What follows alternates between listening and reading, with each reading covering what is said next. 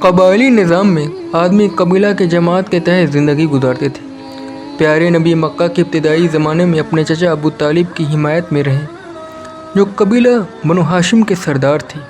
نبوت کے 10ویں سال ابو طالب کا انتقال ہو گیا۔ اس کے بعد قبائلی روایت کے مطابق ابو لہب قبیلہ بنو ہاشم کا سردار مقرر ہوا۔ اس نے آپ کی حمایت سے انکار کر دیا۔ اب آپ نے ارادہ کیا کہ کسی دوسرے قبیلہ کی حمایت حاصل کر کے اپنا دعوتی کام جاری رکھیں۔ اس غرض کے تحت آپ نے طائف کا سفر کیا۔ طائف مکہ کے جنوب مشرق میں 65 میل کے فاصلے پر ایک سرسبز و شاداب بستی تھی۔ وہاں آپ کے بعض رشتہ دار تھے۔ چنانچہ آپ اپنے خادم زید بن حارث کو لے کر طائف پہنچے۔ اس وقت وہاں کی آبادی میں 3 ممتاز سردار تھے، عبد العال، مسعود اور حبیب۔ آپ ان تینوں سے ملے، مگر ہر ایک نے آپ کا ساتھ دینے یا آپ کی حمایت کرنے سے انکار کر دیا۔ ان میں سے ایک شخص نے کہا، خدا نے اگر تم کو رسول بنایا ہے تو میں کعبہ کا پردہ پھاڑ ڈالوں گا۔ دوسرے نے کہا، خدا کو کیا تمہارے سوا کوئی دوسرا نہ ملا تھا جس کو وہ رسول بنا کر بھیجے؟ تیسرے نے کہا، خدا کی قسم میں تم سے بات نہیں کروں گا، اگر تم رسول ہو تو تمہارا جواب دینا گستاخی، اور اگر تم جھوٹے ہو تو میرے لیے مناسب نہیں کہ میں تم سے بات کروں۔ رسول اللہ صلی اللہ علیہ وسلم غمگین ہو کر واپس ہوئے، مگر ان لوگوں نے پھر بھی آپ کو نہ بخشا۔ انہوں نے بستی کے لڑکوں کو آپ کے پیچھے لگا دیا۔ وہ گالیاں اور پتھروں سے آپ کا پیچھا کرتے رہے۔ آپ کے خادم زید بن حارث نے اپنے کمبل سے آپ کو آڑ میں لینے کی کوشش کی، مگر وہ آپ کو بچانے میں کامیاب نہ ہو سکے اور آپ کا جسم لہو لہان ہو گیا۔ بستی سے کچھ دور جا کر عتبہ اور شیبہ 2 بھائیوں کا انگوروں کا باغ تھا۔ یہاں پہنچتے پہنچتے شام ہو گئی اور آپ نے باغ میں پناہ لی۔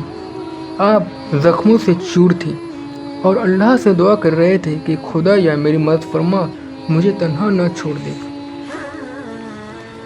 عتبہ اور شیبہ دونوں مشرک تھے، مگر جب انہوں نے آپ کا حال دیکھا تو ان کو آپ کے اوپر رحم آ گیا۔ انہوں نے اپنے نصرانی غلام کو بلایا جس کا نام اداس تھا۔ انہوں نے اداس سے کہا کہ ان انگوروں کے خوشے لو اور ان کو ایک برتن میں رکھ کر اس آدمی کے پاس جاؤ اور اس سے کہو کہ ان میں سے کھائے۔ اداس نے ایسا ہی کیا۔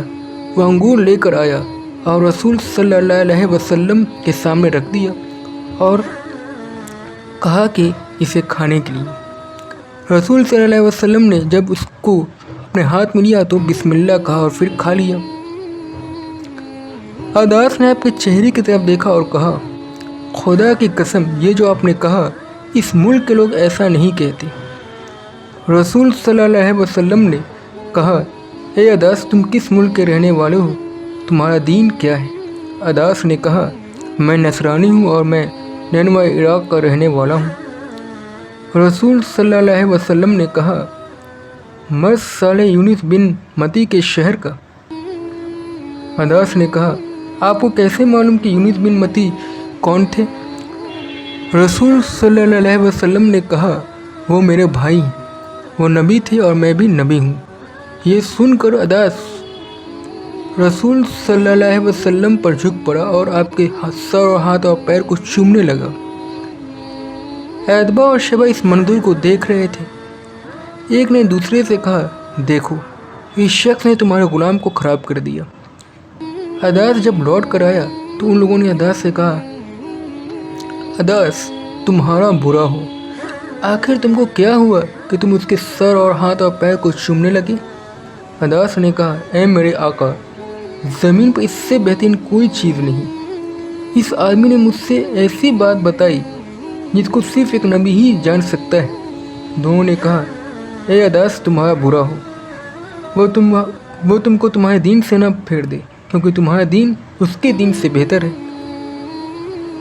خدا کے رسول کو ایک ہی سفر میں مختلف لوگوں سے 3 الگ الگ قسم کے سلوک کا تجربہ ہوا۔ پہلا، ایک نے آپ کے اوپر پتھر پھینکے، دوسرے نے آپ کی ضیافت کی، تیسرا تیسرے نے اپنی نبوت کا اقرار کیا۔